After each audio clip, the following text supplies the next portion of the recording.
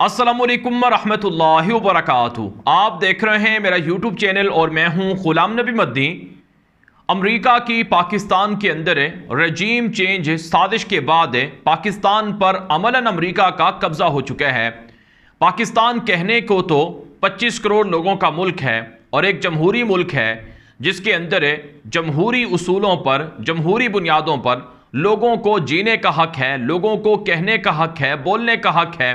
یہاں تک کہ لوگ پاکستان کے آئین کے اندر یہ بات لکھی ہوئی ہے کہ پاکستان کا کوئی بھی شہری کوئی بھی رائے رکھ سکتا ہے، اس کی رائے سے اختلاف تو ہو سکتا ہے لیکن اس کی رائے کی بنیاد پر اسے تشدد کا یا اسے ٹارچر کا یا اسے گرفتار کرنے کا یا اسے قتل کرنے کا یا اسے پاکستان سے جلا وطن کرنے کا کسی کو اختیار نہیں ہے۔ یہ پاکستان کے آئین کے اندر یہ بات لکھی ہوئی ہے۔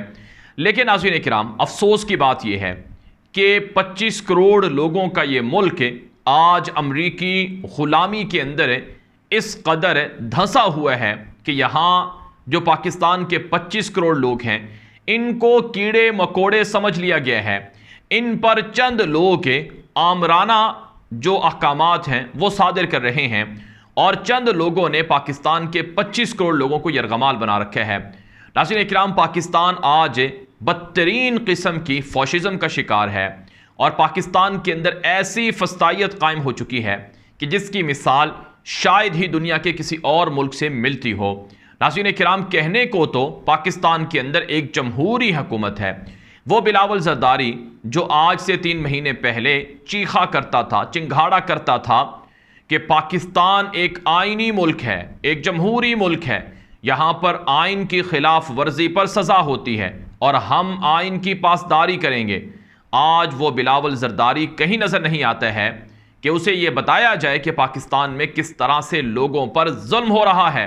لوگ اگر کوئی رائے رکھتے ہیں تو انہیں گرفتار کر لیا جاتا ہے۔ اس وقت پاکستان کے اندر جو پاکستان کے سب سے بڑے مشہور جو اینکر ہیں اور مشہور صحافی ہیں، اینکر عمران ریاض، جن کی فین فالوئنگ پاکستان میں کسی بھی اینکر سے زیادہ ہے، وہ ایک ویڈیو اپلوڈ کرتے ہیں یوٹیوب پر، اسے 12 لاکھ 15 لاکھ لوگ ایک دن کے اندر 24 گھنٹے کے اندر دیکھ لیتے ہیں۔ ناظرین کرام، ایک ایسا شخص ہے جس کو پاکستان کی عوام سب سے زیادہ سنتی ہے، ضرور اس میں کوئی نہ کوئی تو بات ہے، ایسے تو کوئی نہیں سنتا۔ یہاں پاکستان کے اندر صحافت میں ہوتا کیا ہے کہ جس کی ریٹنگ زیادہ ہوتی ہے اسے صحافی مانا جاتا ہے، جس کی ریٹنگ زیادہ آتی ہے اسے معاوضہ بھی اس کی ریٹنگ کی بقدر دیا جاتا ہے۔ تو جب صحافت کے اندر یہ چیزیں ہیں تو اینکر عمران ریاض کو اس جرم کی وجہ سے کہ وہ رجیم چینج سازش کے خلاف بات کرتا ہے کہ رجیم چینج ہوئی ہے اور امریکہ اس میں ملوث ہے، عمران خان کی حکومت اس لیے گرائی گئی ہے، اب اسے تانے دیے جا رہے ہیں کہ وہ تو پی ٹی آئی کا حامی اینکر ہے۔ اگر عمران ریاض تحریک انصاف کا حامی اینکر ہے تو پھر بتائیے کہ وہ درجنوں اینکر اور صحافی جو صبح سے شام تک نون لیگ کے گیت گاتے ہیں، وہ پیپلز پارٹی کے گیت گاتے ہیں، مولانا فضل الرحمان کے گیت گاتے ہیں، تو بتائیے کیا وہ لوگ پھر صحافی نہیں ہیں؟ مثلا آپ سلیم صافی کو کیا صحافی مانتے ہیں؟ اگر وہ صحافی نہیں ہے تو پھر اس کے ساتھ ویسا سلوک کیا جائے جیسا عمران ریاض کے ساتھ کیا گیا ہے۔ ناظرین کرام، سلیم صافی صبح سے شام تک نون لیگ کے گیت گاتا ہے، حامد میر کو دیکھ لیں، انصار عباسی کو دیکھ لیں۔ ناظرین کرام، اس کے علاوہ پورا جیو نیوز اور اس سے منسلک لوگوں کو دیکھ لیں کہ وہ صبح سے شام تک نون لیگ کے گیت گاتے ہیں۔ تو صحافیوں کو اگر آپ نے پارٹیوں کے ساتھ نتھی کرنا ہے تو پھر سب کو کریں، پھر سلوک سب کے ساتھ یکساں کریں۔ اب عمران ریاض کے اوپر پاکستان کے مختلف شہروں کے اندر ایف آئی آرز کٹوائی گئیں اور جن لوگوں نے ایف آئی آرز کٹوائیں وہ خود جرائم کے اندر عادی مجرم ہیں اور ان کا پتہ بھی نہیں ہے، وہ نامعلوم لوگ ہیں۔ ابھی وہ اٹک کے اندر ان کے خلاف ایک ایف آئی آر کٹی، مرید حسین نامی شخص تھا، اس کا کوئی پتہ نہیں ہے، وہ خود ساختہ ترجمان بن گیا کہ وہ پاکستان کی فوج کا ترجمان ہے۔ ناظرین کرام، پاکستان کی فوج بطور ادارہ پاکستان کے ہر شہری کو عزیز ہے اور ہر پاکستانی اپنی فوج کی قدر کرتا ہے کیونکہ وہ سرحدوں کی حفاظت کرتی ہے، لیکن سیاسی بنیادوں پر مخالفین کو فوج کے خلاف بیانات سے جوڑ کر تشدد کا نشانہ بنانا یہ ظلم ہے۔ اب عمران ریاض کا قصور کیا ہے؟ کہ وہ نون لیگ کی کرپشن پر بات کرتا تھا، مریم نواز کی کرپشن پر بات کرتا تھا، مریم نواز کو کس نے موبائل فون جب وہ جیل میں تھی پہنچائی، اس نے وہ بات بتائی، اور اس نے بتایا کہ کیسے نون لیگ پنجاب کے ضمنی الیکشن میں دھاندلی کر رہی ہے۔ جب وہ یہ چیزیں کور کرتا تھا تو اس پر سب کو تکلیف ہوتی تھی، اور تکلیف کس کو ہوتی تھی؟ نون لیگیوں کو اور ان کے لانے والوں کو۔ ناظرین کرام، سیاسی جماعتوں کے اندر جہاں اچھائیاں ہیں وہیں برائیاں بھی ہیں۔ اگر کہیں پر کسی کی برائی، کرپشن، بدعنوانی پر اگر اس پر تنقید ہوتی ہے، وہ قومی مفاد میں کی جاتی ہے، تو اسے برداشت کرنا چاہیے۔ اب حمزہ شہباز جو کہ پنجاب کا وزیر اعلیٰ ہے، اور اسی طرح سے مریم نواز جو کہ پوری نون لیگ کو کنٹرول بھی کر رہی ہیں، اور ایک طرح سے شہباز شریف کے نیچے وہ پوری وزارت عظمیٰ بھی چلا رہی، تو اب انہوں نے ٹارچر اور ہراساں کرنے کا یہ سلسلہ بنایا کہ اور تو کچھ کر نہیں سکتے تھے، نامعلوم جگہوں پر ان کے خلاف FIR کٹوا دی گئیں، اور اب ان کا کیس پاکستان کی کوئی عدالت سننے کے لیے تیار نہیں۔ مثلا ناظرین کرام، اب وہ اسلام آباد کے ٹول پلازا سے گرفتار ہوئے ہیں۔ جو اسلام آباد کی ہائی کورٹ ہے اس نے کہا کہ ہم آپ کا کیس نہیں سن سکتے ہیں۔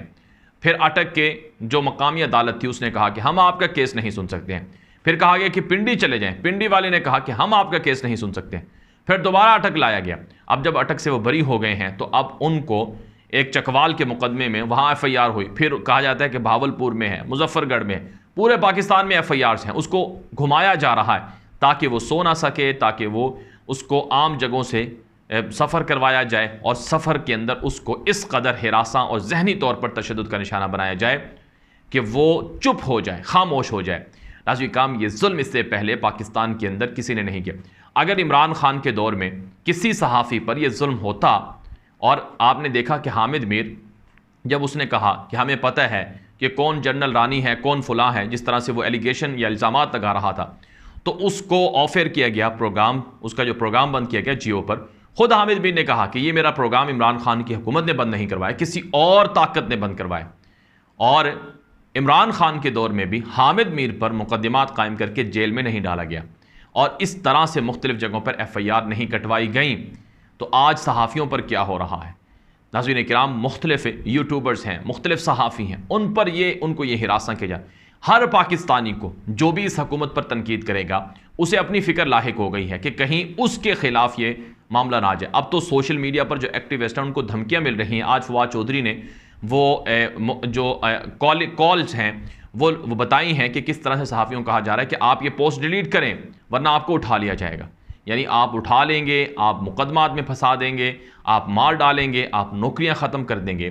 چند لوگ جو پاکستان کے اندر یہ حالات پیدا کر رہے ہیں، کیا سمجھتے ہیں یہ لوگ کہ پاکستان کو پھر سے امریکی کالونی بنانا ہے، جیسا کہ ڈکٹیٹر مشرف کے زمانے میں ہوا، جیسا کہ سابقہ نون لیگ کے دور میں پیپلز پارٹی کے دور میں ہوتا رہا، لوگوں کو ماورائے عدالت لاپتہ کیا جاتا رہا، لوگوں کو قتل کیا جاتا رہا، لوگوں کو انتقام پر اکسایا جاتا رہا۔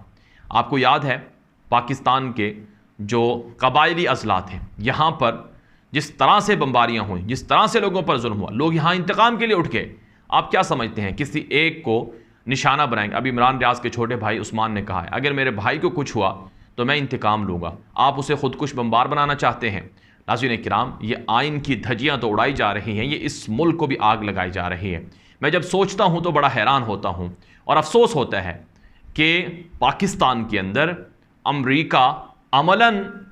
امریکہ نے کوئی بمباری نہیں کی، کوئی فوجی نہیں اتارے، لیکن امریکہ خوش ہو رہا ہے کہ کتنی اچھی بات ہے کہ پاکستان کے لوگ آپس میں لڑ رہے ہیں۔ ہمیں پاکستان کی فوج کو مارنے کی ضرورت نہیں ہے، پاکستان کی فوج کے خلاف ان کی عوام لڑ رہی ہے، اور پاکستان کی فوج کے کچھ لوگ وہ عوام کے خلاف لڑ رہے ہیں۔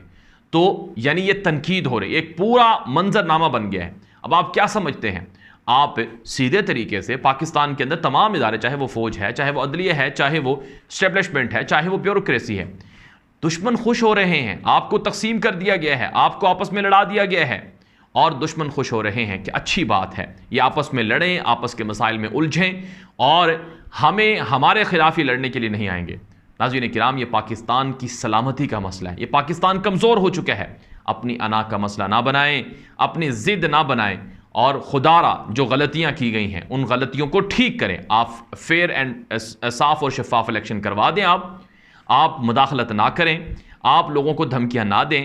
آپ کوئی اگر غلطی کرتا ہے، کوئی اگر کسی پر الزام لگاتا ہے، کوئی کسی کی عزت اچھالتا ہے آپ اس کو عدالت کے ذریعے سے لے کر جائیں۔ یہ کیا ڈرامہ ہے کہ آپ 20 جگہوں پر مقدمات کروا دیں اور صرف الزام کیا ہے، اور ایف آئی آر بھی ایک ہی طرح کی ہے، متن بھی ایک ہی طرح کے، اور جو کروانے والے ہیں وہ موجود ہی نہیں ہیں۔ تو اس لیے ناظرین کرام، لوگ سب چیزوں کو سمجھ رہے ہیں۔ آپ کیوں پاکستان کی عوام کو بغاوت پر، انتقام پر اکسا رہے ہیں؟ کیوں پاکستان کو آگ لگا رہے ہیں؟ اپنے ہی ہاتھوں سے اس ہنستے مسکراتے ملک کو آگ لگا کر کیوں جلا رہے ہیں؟ یہ سوال ہر پاکستانی آج پوچھتا ہے۔ دوسری طرف ناظرین کرام، عمران خان کے خلاف بھی اس وقت مختلف طرح کی باتیں سامنے آ رہی ہیں، جیسا کہ ان کے جہاز اڑانے والے پائلٹ کو دھمکیاں دی گئی، جیسا کہ ان کے گھر کے اندر جاسوسی کی ڈیوائس لگائی گئی، اور جیسا کہ ان کی زندگی کو تھریٹس ہیں۔ تو کیا عمران خان کو گرفتار کر کے ملک کے اندر آگ لگانے کی تیاری ہو رہی ہے؟ ناظرین کرام، یہ باتیں پاکستان کے ان کرپٹ لوگوں کو سمجھنا چاہیے جو آج حکومت میں ہیں، اور جو ان کو لانے والے ہیں، جو ان کو سپورٹ کرنے والے ہیں، انہیں بھی کم از کم عقل کو ہاتھ مارنا چاہیے کہ اس ملک کو کس تباہی کی طرف دھکیلا جا رہا ہے۔ آج لوگ سوالات کر رہے ہیں، انگلیاں اٹھا رہے ہیں۔ آپ ان کی انگلیوں کو کب تک نیچے گرائیں گے؟ آپ کب تک ان کو خاموش کروائیں گے؟ آپ 10 بندوں کو گرفتار کریں گے، 50 مزید کھڑے ہو جائیں گے، 50 کو گرفتار کریں گے، لوگ مزید کھڑے ہو جائیں گے۔ آپ اپنی طاقت سے، آپ اپنے عہدے سے، آپ اپنے اقتدار سے یہ سمجھتے ہیں کہ آپ لوگوں کو دبا لیں گے۔ لوگ نہیں دبنے والے ہیں۔ اس لیے لوگوں کے ساتھ انصاف کریں، ظلم چھوڑ دیں۔ ظلم جب حد سے بڑھتا ہے تو اللہ کا عرش پہ ہل جاتا ہے، اور پھر ظالموں کا عبرتناک انجام ہوتا ہے۔ یہ ویڈیو دوستوں کے ساتھ نشر کر لیں تاکہ وہ بھی یہ معلومات حاصل کر سکیں۔ مزید خبروں کے لیے میرا یوٹیوب چینل غلام نبی مدنی فالو کر لیں۔ اب تک کے لیے اتنا ہی، اجازت دیجیے۔ السلام علیکم ورحمۃ اللہ وبرکاتہ۔